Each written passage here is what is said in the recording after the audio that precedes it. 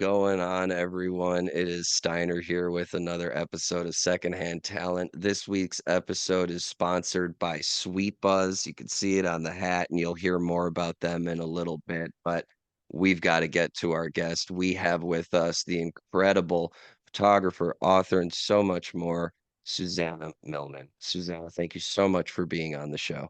Hey, thanks for having me. It is genuinely my pleasure.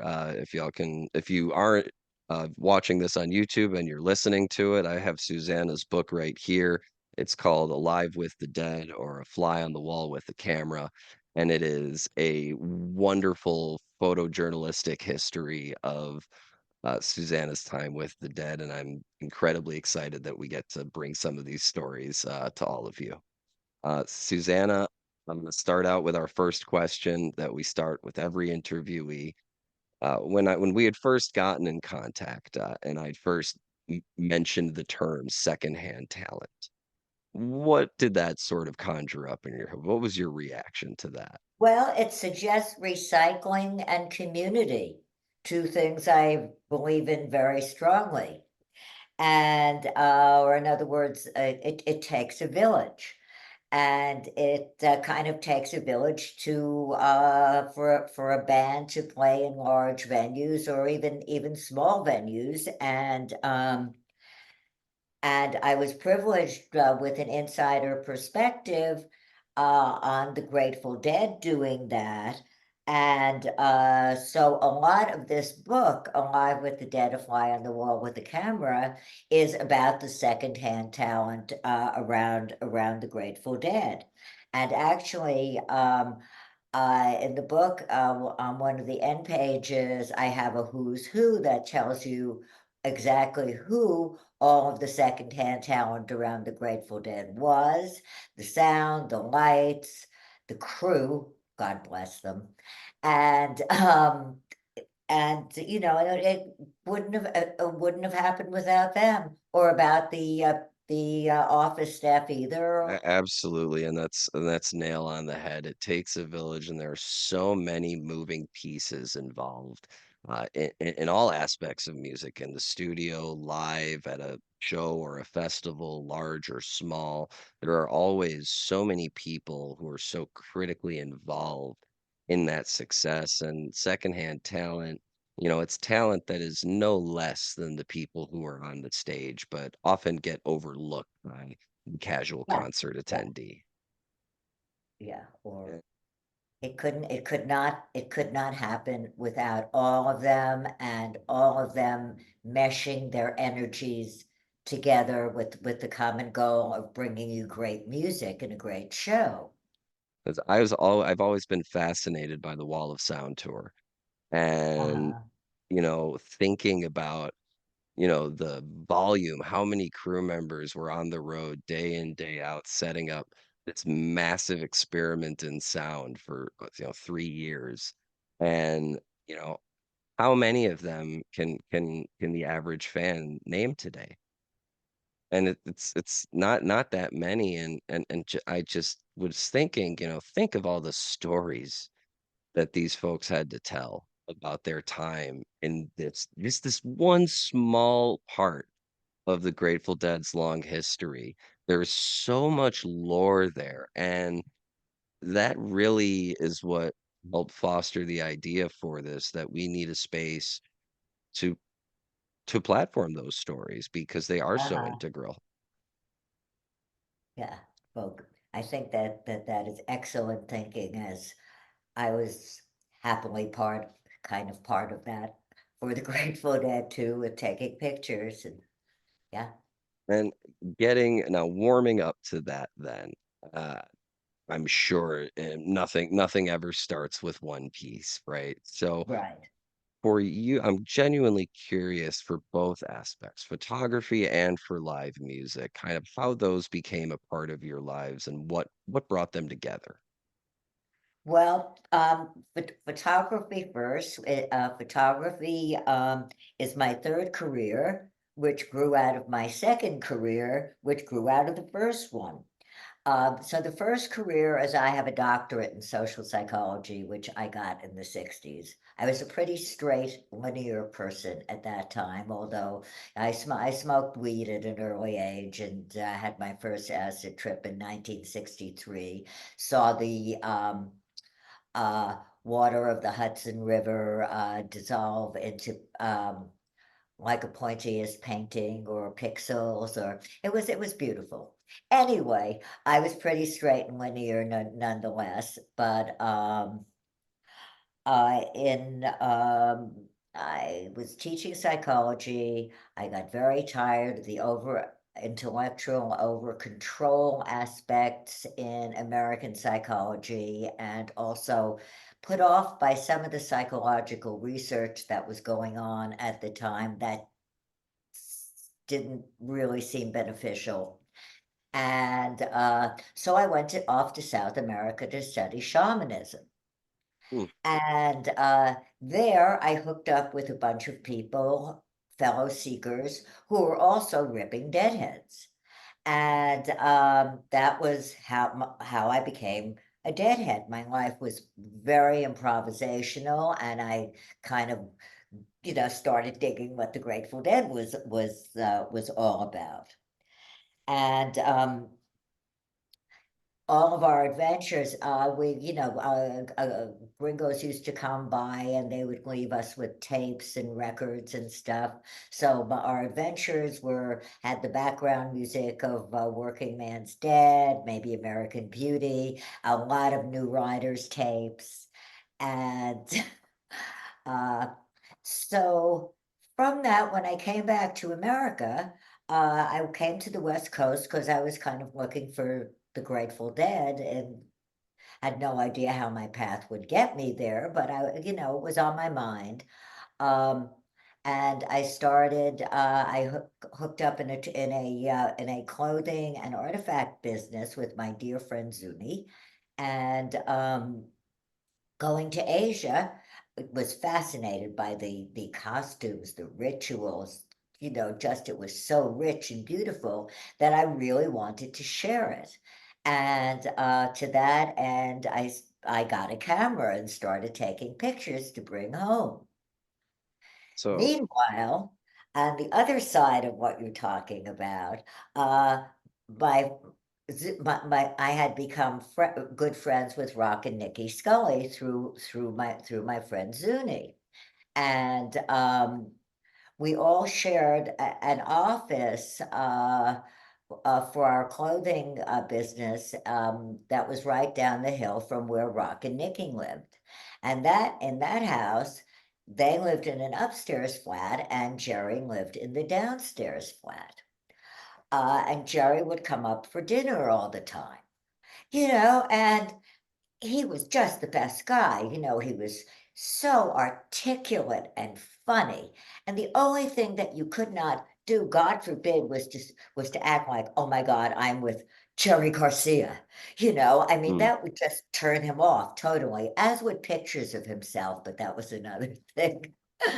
Uh, So it starts, in the way that it should, passing the tradition of that love of music friend to friend and growing on it and being exposed to it that way naturally, I think yeah. is the way it's the way it should be, we were meant to share music with each other, let the words be yours, I'm done with mine. Uh-huh. And it's great it's great to hear that just that little bit to know that like getting into the Dead and that culture that they kind of became, bastions of, insofar as allowing their shows to be recorded and tapes to be traded, freely amongst the fans.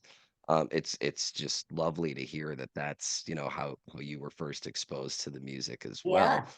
And Yeah. then, to I yeah, I've often heard stories of Jerry on your latter point of, eschewing the limelight and not Yeah. wanting to be that, capital J, Jerry, or, around Right. people. Listen, it is my belief if Jerry could have played bluesy, funky music in some low-light dive every night, he might still be with us. But And and did you that's interesting, and I I don't necessarily disagree. He when we could get into the the later stages of it later, but I'm curious, as since you were a fan before you met him, how were you able to contain that? What was it like for you to meet Jerry? Well,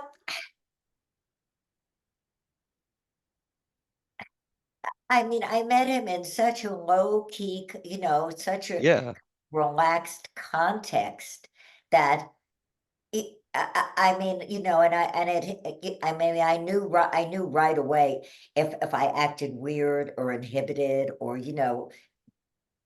like, "Oh," that, it would ruin the whole evening for everybody, sure, so, uh, and, I was genuinely curious about, "Well, what's this dude like?"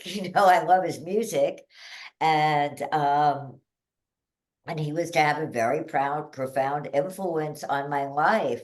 I first met Dennis through Dick Lotfalla, and, who I had met socially in Oakland, and that was when I met Dick and Carol. And I got quite an education, if opinionated, from Dick about the Grateful Dead and music.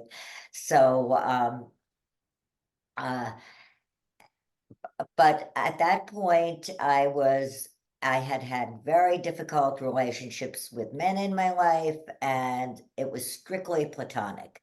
So that way I was strictly platonic, and I was really excited to meet Dennis McNally because I loved his book, Desolate Angel, about Jack Kerouac. So I was as excited to meet him because he wrote that book as because he was the publicist for the Grateful Dead. So we were neighbors and we were friends in San Francisco. And then one day, Jerry said something to each of us. What he said to me was, "Hey, man, you and McNally ought to get together." And, I kind of looked at him, and put it in my hat and thought, well, maybe. And, and that was 39 years. That will be 39 plus years this coming September.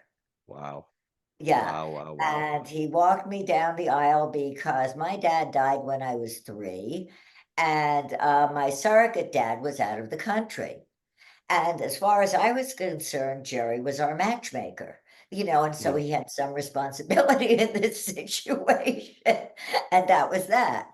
Um, yeah, so, and also, we got married at a club called the Oasis, which had a covered swimming pool.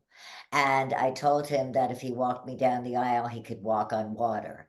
And he thought that was sufficiently weird, so Oh, that's so it was the role, but the oddity is what really that's right. sold him. That's I right. think that's about as quintessentially, Jerry Jerry as it gets. Yeah. In everything, there is a lesson learned. Yeah, yeah. I'm No, curious if I mean, oh, sorry, go ahead, yeah. no, no, absolutely. I mean, and the band's attitude, like Jerry saying, yeah, yeah, they can have the tapes, man. I mean, we've played it already. What are we gonna do with it? We did it already, And so it's a deep message of sharing and a better way to be, you know, No, I absolutely. in my humble opinion, of course. And No, I absolutely agree, the fly on the wall metaphor. yeah, Speaking of being a fly on the wall, here's a buzz about today's sponsor, Sweet Buzz. Sweet Buzz is an Illinois local edibles brand brought to you by the independent social equity craft grower Dre Cisco Farms. Sweet Buzz was born out of a deep friendship and a shared sweet tooth between the founders. Generational confectionery experience goes into the handcrafted fast-acting edibles, and I can tell you that firsthand. The Sweet Buzz edibles line includes Sweet Sparks, which I've got right here, which are beautiful little 1 milligram chocolates that you can very easily microdose on. It's the ultimate in flexible dosing. They have the sweet something cups. like I have right here. They've got peanut butter, they've got mint chill, they've got caramel met cookie, and they've got what I've got, cookie got creamed, which is my favorite flavor. And they also have sweet buzz powder, which is a lightly flavored powder. It's 10 milligrams of fast acting THC that you could put just about anywhere. Sweet Buzz products can be found in over 100 dispensaries across the state of Illinois and are coming to more every day. Follow them on Instagram and TikTok. It's Sweet Buzz. Thank you, Sweet Buzz, for sponsoring today's episode. And now back to the interview. And now I think I'd kind of like to get into, part of the metaphor in the title of your book. It appeals to me in so many ways. And there have been times when I've been on tour with other artists where I have this feeling where, yes, I'm part of the crowd, but I'm also part of the crew and I'm enjoying the music, but I have responsibilities and trying to find that balance and Uh-huh. equilibrium to be able to, continue to love what I do and also, execute what I need to do. And, being the fly on the wall for me, when I hear that, it implies that ability to be observant and ready for action at any given point in time. Yeah, no, absolutely, because you don't want to interfere with what's going on, you know? And now they did not, with the exception of Mickey, they did not like having their picture taken, and particularly any of them. Mickey liked it, having his picture taken, but um I am fortunate in that I'm, very petite and I I'm in ninja mode, usually wearing black, not today, but usually am. And so, I could just slide into a corner with Just my jimmy camera around. and also I was so kind of new on the scene. I mean, I first met Jerry late 70s, early 80s. I mean, I didn't have history like Rosie had, for heaven's sake. Nobody has history like Rosie has. Love the woman. And so, it was a matter of establishing their trust. Um, also, being married to Dennis gave me a lot of access, but it also had its delicate side to it because I, I really didn't want to cause trouble. Okay. Yeah. And, so I'll tell you a funny story, about that. Sometimes there were very funny stories about that, and this is my top one, which is that at the Warfield Theater in San Francisco, which was like the Garcia band was like their house band, for a long time there.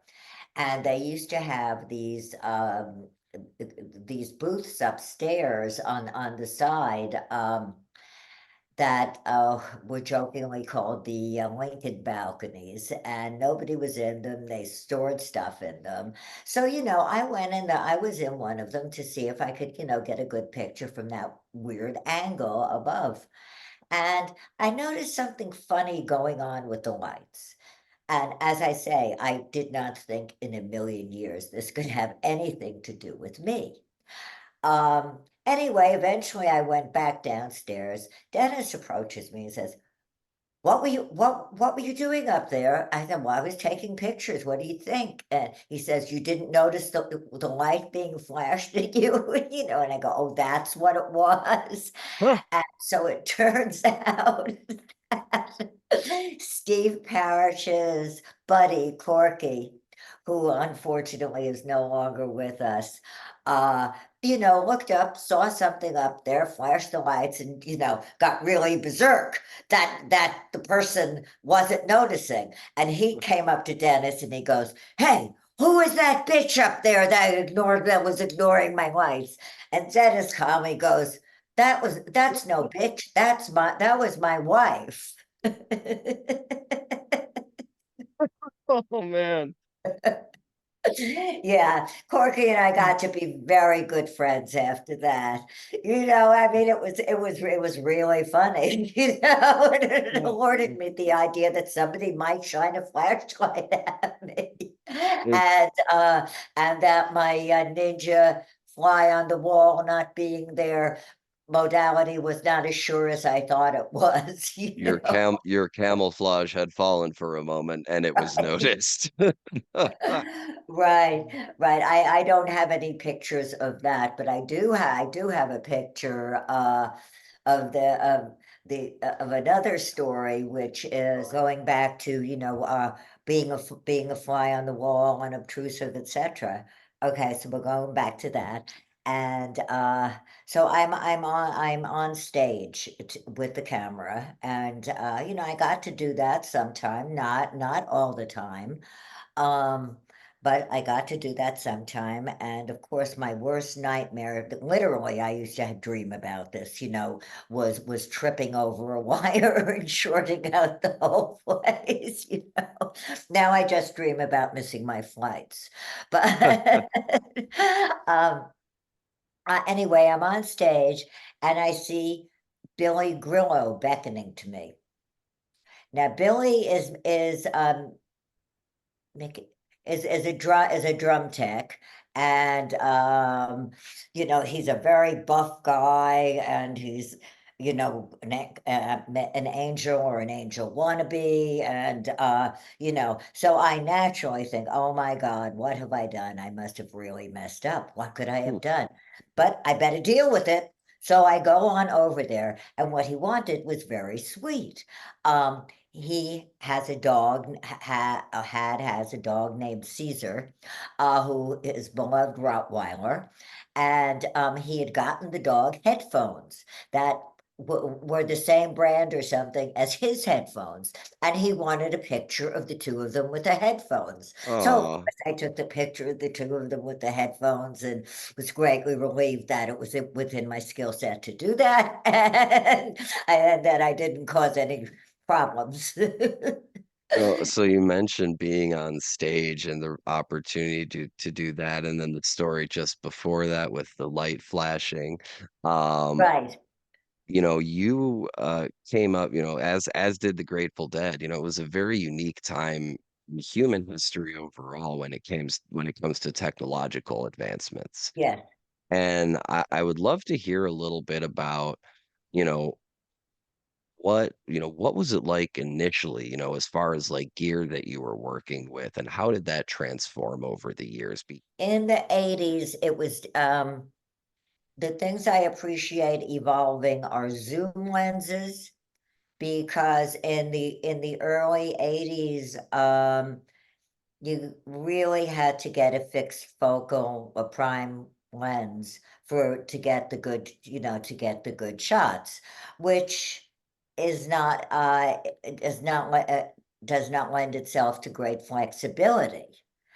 And particularly if something else is going on stage and you want to get a wider angle. So there was that. I really appreciate good zoom lenses now. Maybe they are not quite as good, but they take beautiful pictures. And so that's one thing. The other Another thing is film speed, um, which which got better. You were able to get faster film. Kodak finally came out with a 320 Kodachrome that you could push to 640, and that really helped taking pictures and show at night. So for our audience, for our listeners and viewers who may not be as familiar with, faster film, let alone film in general, as a concept, All because right. film is what you would put in a camera that would take the imprint of the picture you were taking, and you would then develop that to be a photo. We don't need to go into what film is, but can you kind of describe just a little bit what faster film means in terms Yeah, of your role? yeah, faster film means that that it's more sensitive to light so that you need less light. Another thing that developed was more accurate spot what's called spot metering. Because, you Mm, know, this how a spotlight will be shining on the musician, and it's very dark all around them. So the camera doesn't know quite what to do with that. And, unless you can, measure directly on the musician, and the techniques in the camera for doing that have improved greatly over the years. Um, the big transition, of course, was to digital, which was in the aughts. I switched to digital, probably totally around 2005. Um, as a comparison, you know, your what was your typical gear bag prior to that switch to digital oh, insofar it as, like it was it was much heavier because there was a ton of film to carry. There was an auxiliary meter, you know, a metering device to carry. There were 3 lenses instead of, a single zoom lens, and, it really weighed a lot, and it took a lot longer to put together. Uh, and you had to be more specific, and um it was also important to know where you could store your stuff, and mm, I was fortunate because Dennis usually had a room that I could do that in, and I felt that it was safe because you couldn't walk around with all of it. Yeah. and that's kind of, the point that I was, getting to is that, like, it's extraordinarily cumbersome, and not only that, it's valuable pieces of equipment here. Oh, yeah. This is not cheap stuff because, we're talking about, at the time, the forefront of what was happening in photo Mhm. technology, and that specific notion of the not just the literal weight of the bag itself, but the, metaphorical weight of the value of all that gear Value, that's in yeah, one yeah, place. That's a lot to carry in your mind and on your back. that's right. And one thing I've learned, in my experience, kind of relative to, setting up gear and having a place to store it and all that, um, when I started this podcast, it took me a very long time to learn how to set up all the equipment properly and make sure that the lights were in the right place, the microphones were at the right levels, Uh-huh, and uh-huh. over time, I've been able to refine it and I could get it done in 15 minutes, if Exactly, if exactly. I had more and more equipment, I can only imagine how much exponentially that Yeah, takes a toll on your time frame. yeah, yeah, yeah, So no, what that's so what was the impetus to move to digital? I'm very unmechanical, Mm, okay? My worst experience on that level was it's 1993, Vince, Bobby, and Jerry are singing the national anthem for opening day at Candlestick Park. They've done their sound check. And Jerry and Tony Bennett comes on the field, and Jerry is schmoozing with Tony Bennett. So there I am, and 36, 37, 38, 39, 40. Oh my God, what's going on? The film didn't go through the camera, because I just put it in too fast and set up too fast, and I didn't know. So, wow, um, that was absolutely my worst experience with film. And my impulse to go to digital is I love the computer. I mean, I've been doing Photoshop since, 1991. I mean, finally a drug-free way to mess with reality. that's a great way to put it. I've never heard it Yeah. put quite like that. I love that. Yeah, and also a wonderful thing, and it's truer and truer. Um, I've always been a little jealous of those sound guys when if because of the ability to fix it in the mix. You know, Mm, if it was decent to start, I mean, and it's the same qualification with a photograph. It has to be quite, quite decent to start. Yeah, I mean, you cannot make, silk purse out of salsy or whatever that expression is. yeah, But if it's almost there, you can tweak it so it's there. And to me, I mean, technology is technology. You can do similar things in a dark room. Nothing beats the magic of a dark room, of just an image emerging in the dim red light of a dark room out of the basin of developing stuff. But it's using a technology, and that changes. I mean, I have no qualms about doing a filter after if it's possible, with Photoshop, if I might have done it before and didn't. So that's where I mean, I am pretty loose on these things, but, I want to get the best image possible to share. And that's the other thing. Slide images were really difficult to share. You had to get a duplicate of the slides, and it was a whole pricey trip to get, prints made, because then you need to make an internegative and then do the print from that. So, I really appreciate digital and being able to share pictures. and, evolving with the times is kind of, the story of the Grateful Dead as well as, Yeah, you find there's those moments that are you're like, "This was the worst experience with film ever," and you know, what windows open up when those doors close, we may not realize until many years right, later. But it's, I think, quite profound to think about an experience in 1993 when you said you had moved to, if I recall correctly, you said you had moved to digital in the aughts. right. That to think back on an experience a decade prior and be like, I remember this to the extent that it makes me want to, continue to learn and grow in this field and adapt to the technology that's Oh, yeah, evolving. oh, no, absolutely, absolutely. Yeah, I mean, to this day, it rankles me missing shot of Jerry and Tony Bennett together. I mean, Yeah, talk about classic San Francisco and Bay Area. that's about as classic as it gets, but I think Yeah, that's, I think, a great shine of the light into the con side, so to speak, of being that fly on the wall is that you're always buzzing around.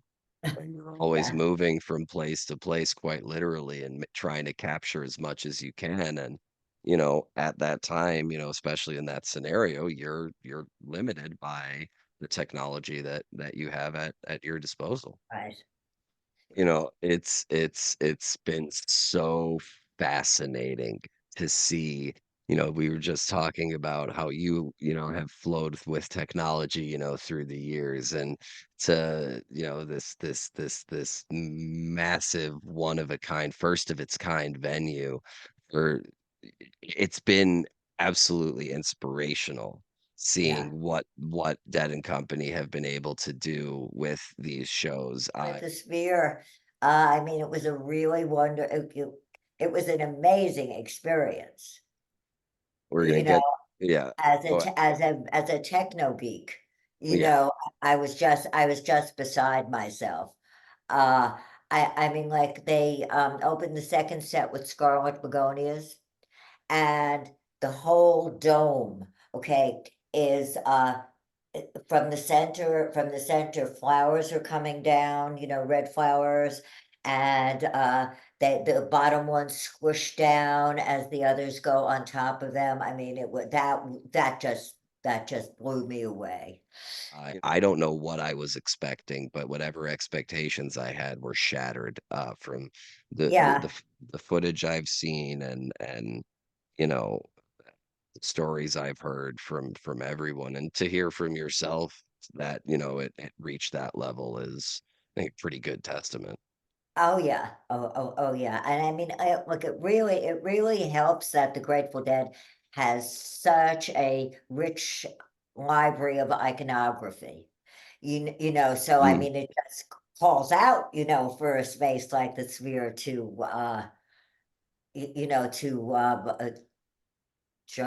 show it on, yeah, to and amplify and exemplify those. yeah.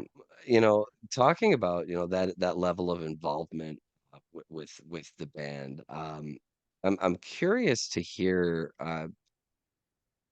what was it like being so involved and as a woman in the scene, that particular time in history, this particular time in American history and what was going on was what it's not something that people in my generation, really have, we certainly have our own experiences in the environments that we, exist in, but I'm genuinely curious what that was like being so involved and integral to the scene and the band that you were.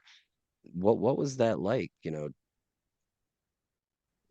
Well, it was a very odd position because there were the band members' wives. I mean, they're the women around the scene. So my hero was Candace Brightman. Oh, I'm And I'm I'm not I'm not familiar. Please okay, yeah. Candace was the lighting director. And, Um, she was the only woman in the traveling party, the only working woman in the traveling party. And,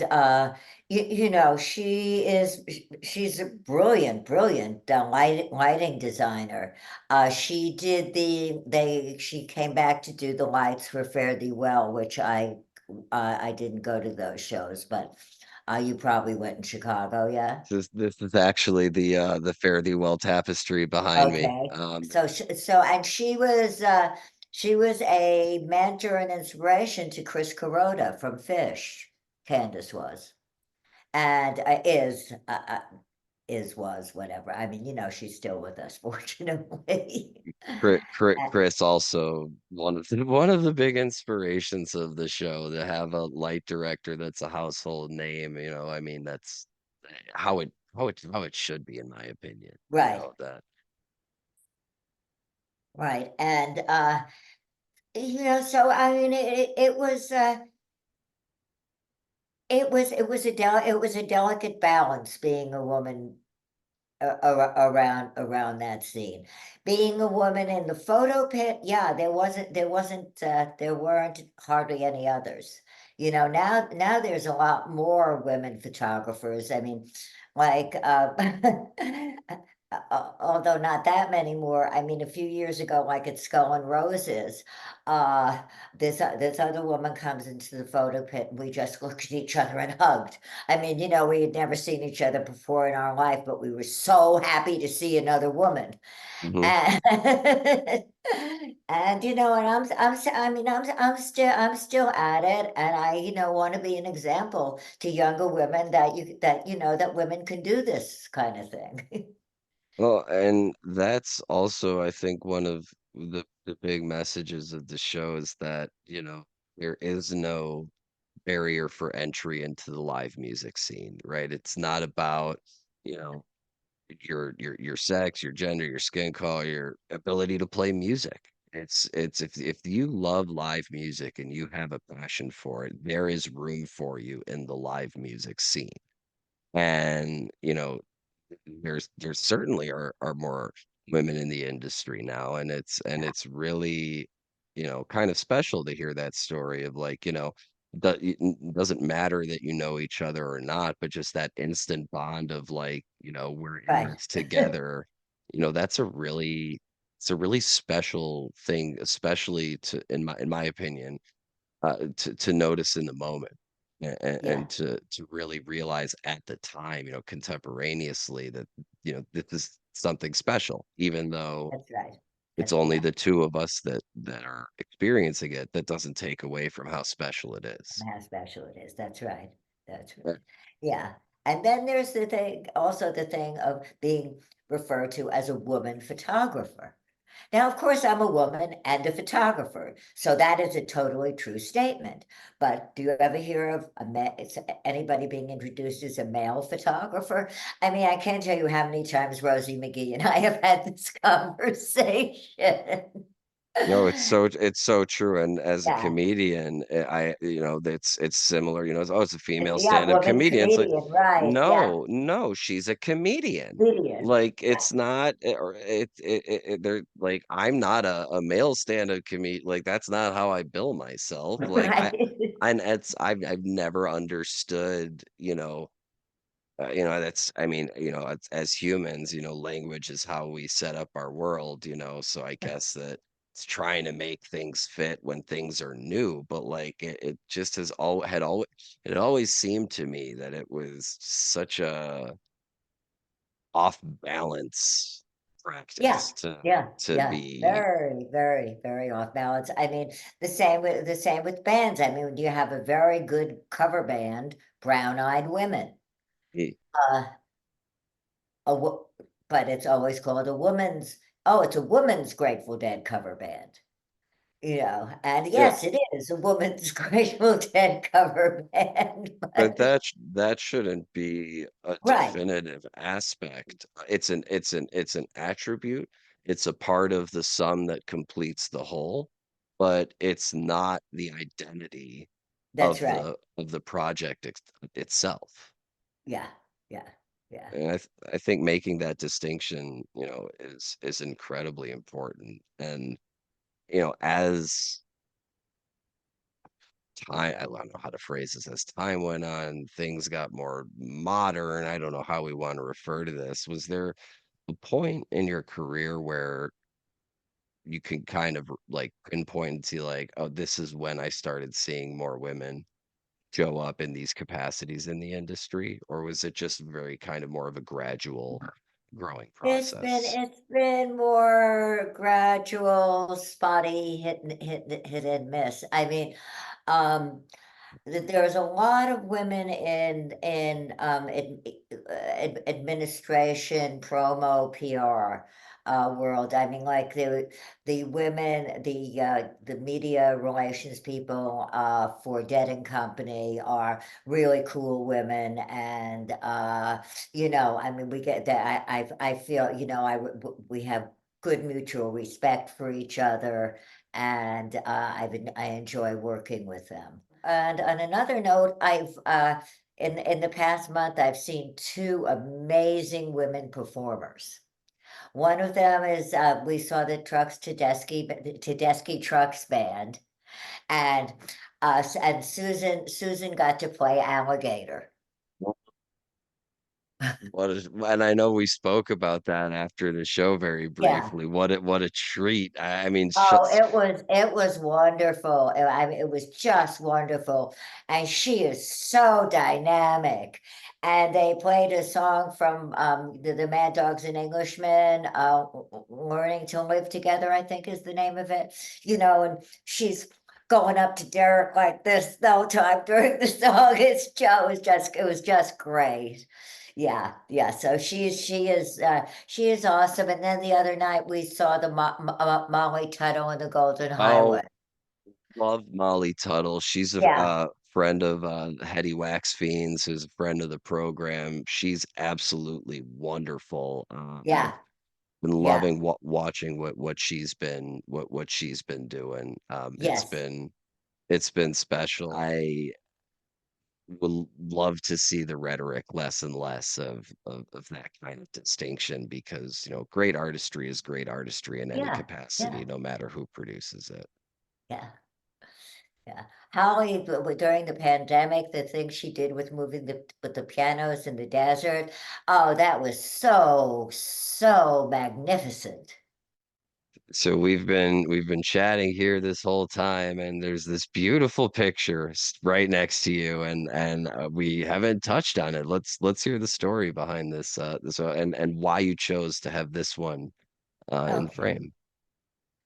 Uh, well, this is one of my if not my absolute favorite picture of the band during the Brent era, which was the era that I cut my Grateful Dead teeth in, so to speak. And this was their 20th anniversary, and they had a press conference. Now, at a press conference, if you want the attention, if you want the attention, you have to call out, hey, Jerry, I have a question.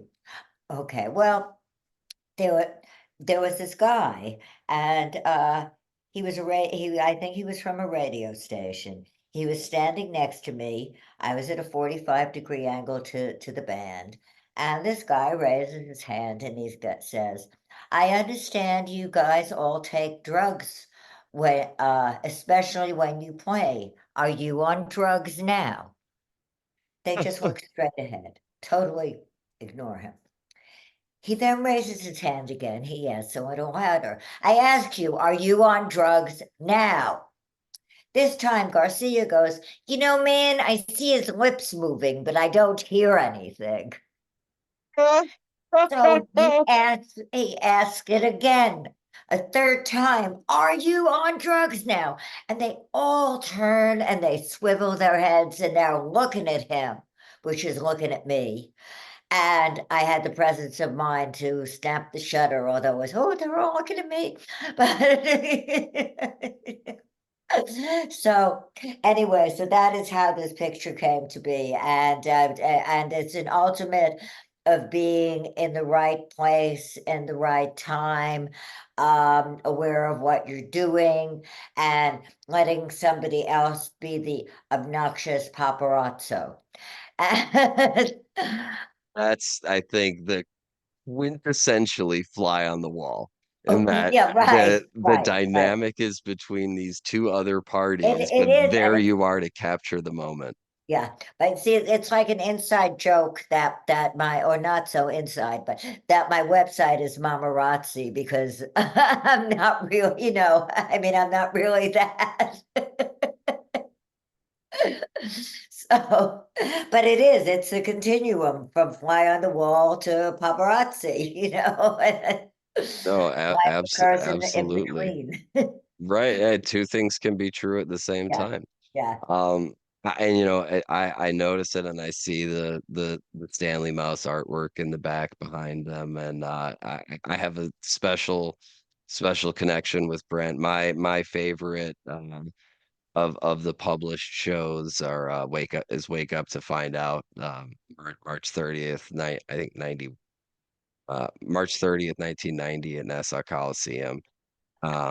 One of my favorite shows of all time. Shortly before he passed on my birthday, July 26th, 1990, and I've always had a very special affinity for the era of the Grateful Dead, for which Brent was a part of. Yeah, It's yeah, Yeah, yeah, he really was a force of nature, really, yeah.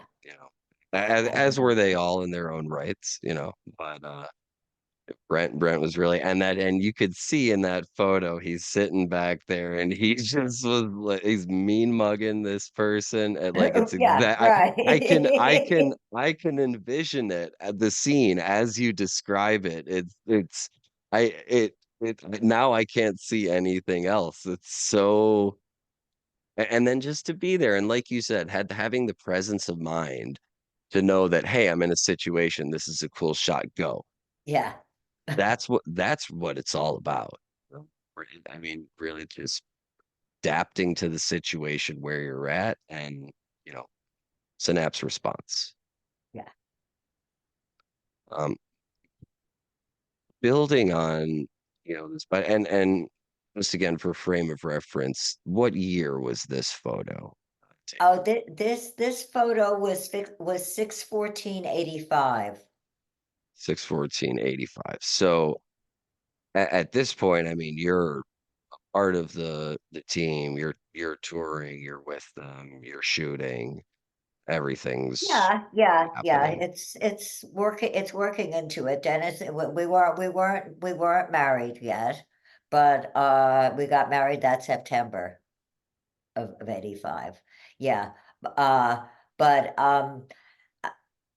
I have at least 1 foot in the door What as a what photographer.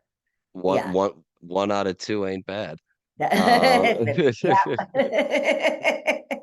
before we move on to talking about the book, I have one final question on this topic. Thinking about going all the way back to the beginning of our interview of, learning about how you first heard about the dead and then the coincidental meeting of Jerry Garcia, all the way flash forward to now to where we touched a little bit about the Sphere and Dead and Company and get kind of carrying on this evolution and tradition.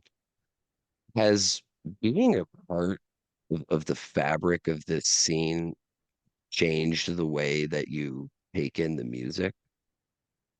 Like, do you feel like have your feelings like changed at all about it as being part of truly because you are part of the legacy of the part of the legacy of the Grateful Dead. As memorialized right here in this book. And I'm just so curious, if being a part of the team ultimately kind of changed the way that you took in the music. No, I would just say that the music is more of a totally foundational part of my life, and, uh, I find myself, quoting Hunter more than once a day And as a we've sort as a uh, yeah, yeah, we've done so in conversations between right, ourselves. I think it comes up at least once per right, conversation.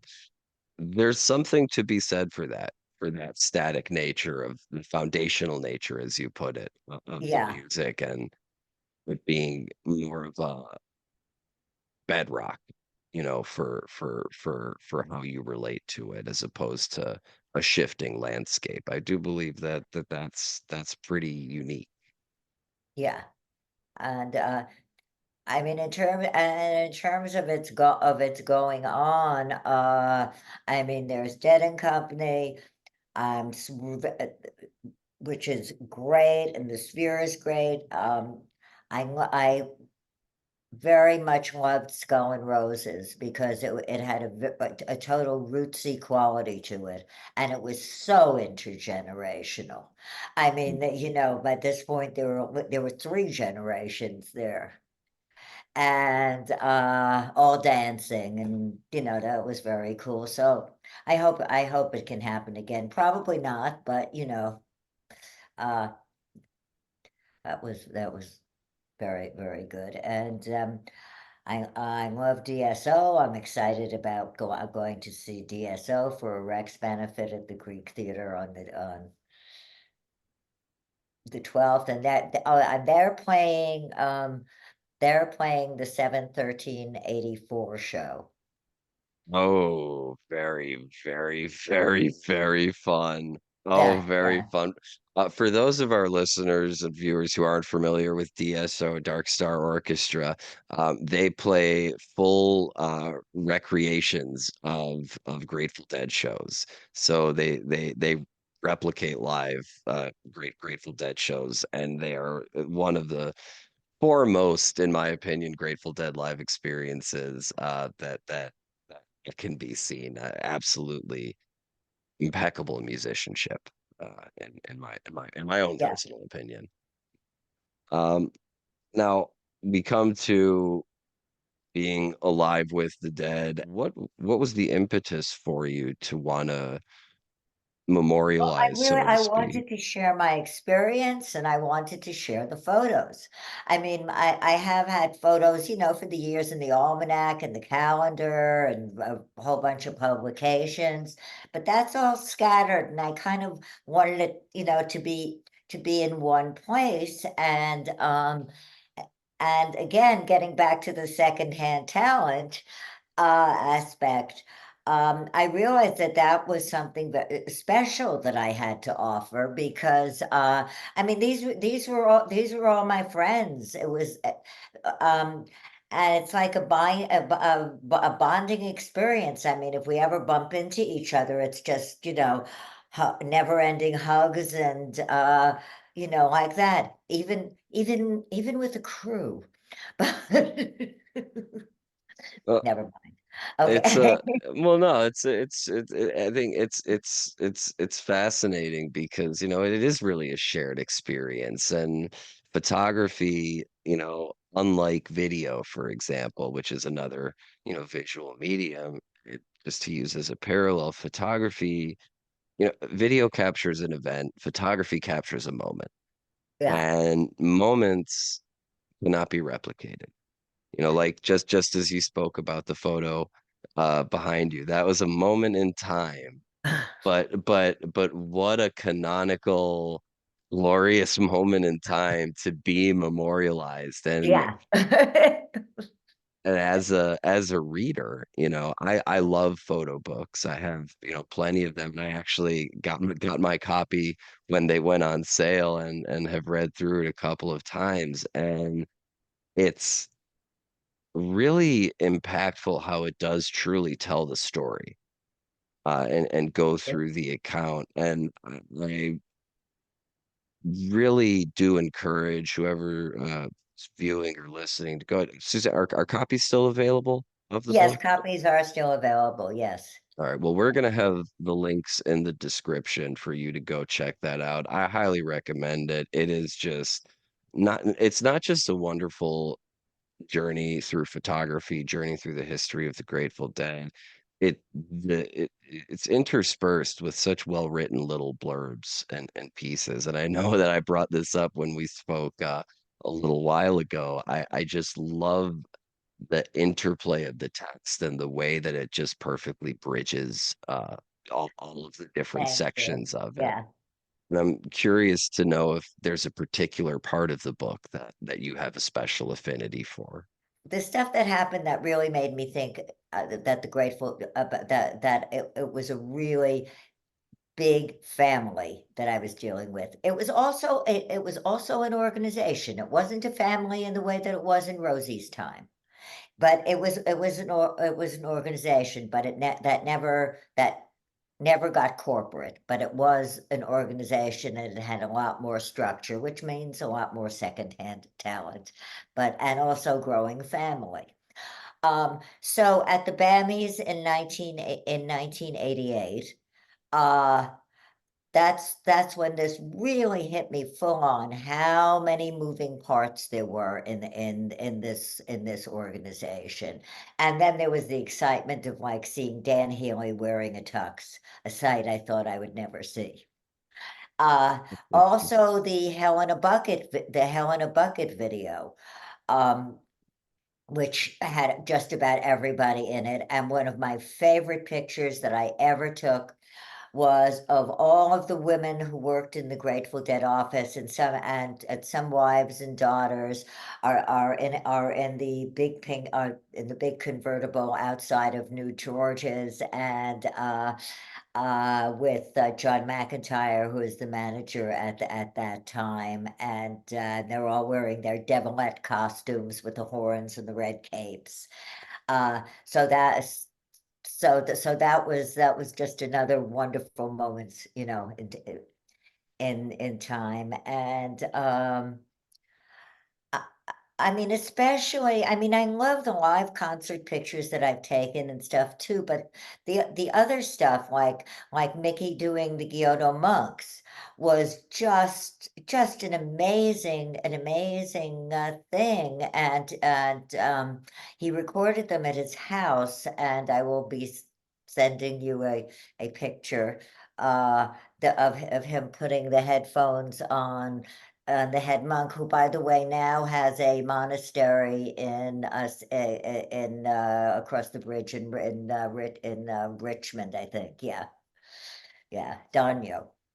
And And when he recorded at San Quentin, a gospel recording called with the San Quentin choir, which had guards and prisoners all singing together, so these were just wonderful experiences. And when they were in the United Nations, talking about climate change, Garcia has this quote, well, why are you doing this? And he says something like, well, it's an because somebody has to do it, and it's pathetic that it has to be us, right? Yeah. Uh, so I mean, I really wanted to share those things, and also the joy of the concerts.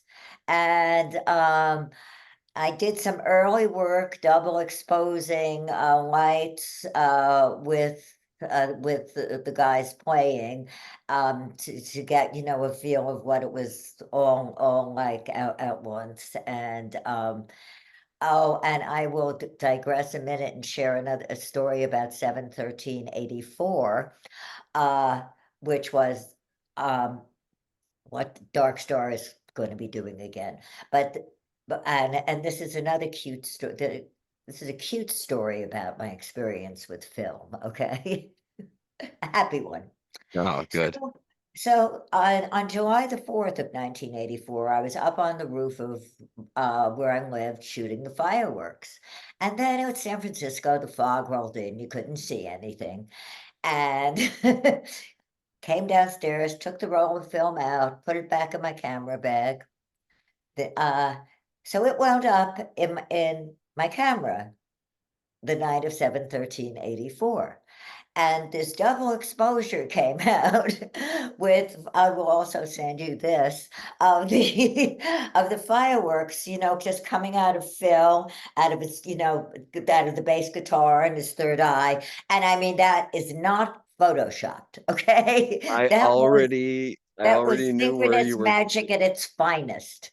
I A already phenomenon. knew where you were going, and I saw those pictures, and I finally got to hear the story behind it. That's so cool. Just an accidental oh, what a happy Yeah. accident. Oh, What a happy, wonderful accident. Yeah. Yeah. unbelievable. Yeah. Yeah.